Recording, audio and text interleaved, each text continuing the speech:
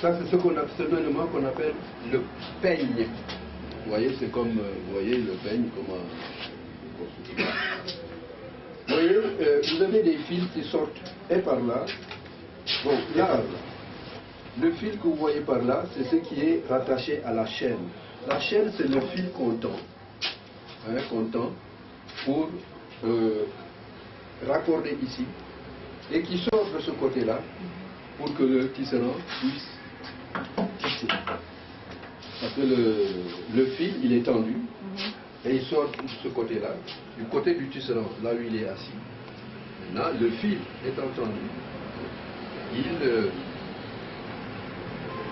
tire pour que ça soit vraiment bien tendu, parce que quand il va tisser, là, en faisant passer les navettes, il y a, avec le peigne, il tape, c'est ça, ça fait un poids. Alors quand il fait passer le fil, il tasse, il tasse, et ça, il faudrait que le fil de la chaîne, qu'on appelle la chaîne, soit vraiment bien tendu. Bon, comme je vous ai dit, il y a le peigne, il y a des listes. des lisses où, vous savez, ce côté-là, c'est le côté de la chaîne, et ce côté-là, c'est le côté du tisserand. Vous voyez? Bon, ça, c'est relié aux pédales. Les pédales. Parce qu'il faudrait qu'il appuie sur une pédale pour que ça puisse s'ouvrir.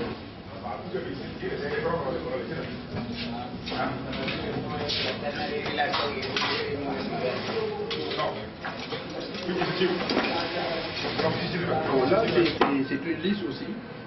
Hein? C'est des lisses aussi.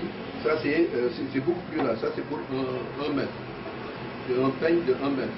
Ça, c'est un peigne de 80. Vous voyez, c'est beaucoup plus lourd. Hein? C'est à cause de ça, vous voyez qu'il y a cette différence. Donc, en allant sur place, je serai beaucoup plus net pour vous expliquer parce que tous les éléments sont déjà sur place. Et on vous explique le rôle de chaque élément.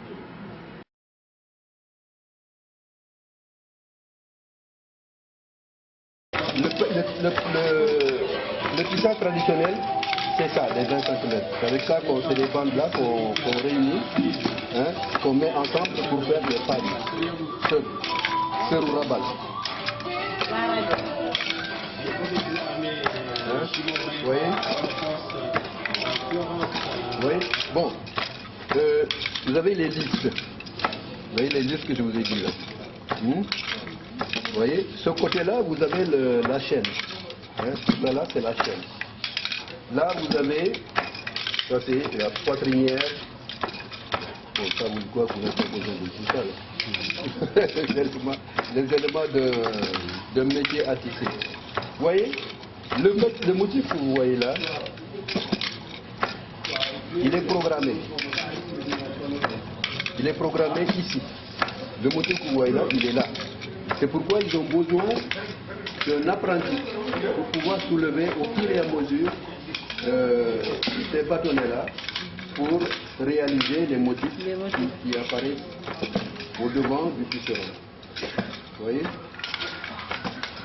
Le métier est programmé. C'est pourquoi ils frappent toujours à les sous-couleurs, les serrères et tout ça là, ils sont un seul. La particularité des tisserands mansac, il faut qu'ils soient 2. Pourquoi? À cause du motif qui apparaît sur la bande tissée. N'est-ce pas? Voilà.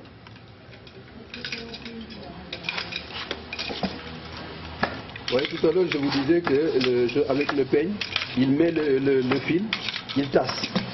Donc ça vraiment solide, quelque chose de solide. Donc, il tasse avec le peigne. Voilà.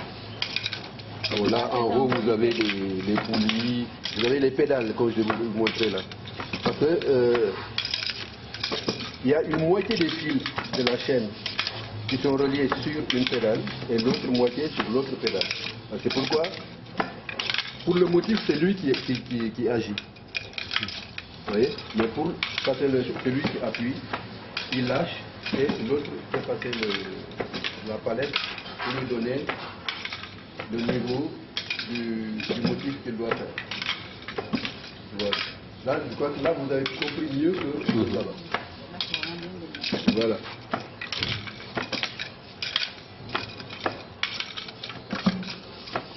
Voilà en fait comment nous travaillons pour faire des tissus. C'est le même motif, mais des couleurs différentes. Voilà.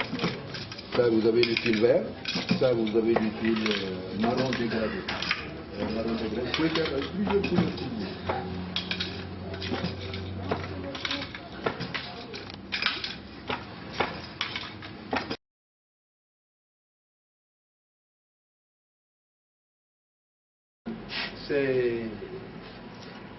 C'est personnalisé.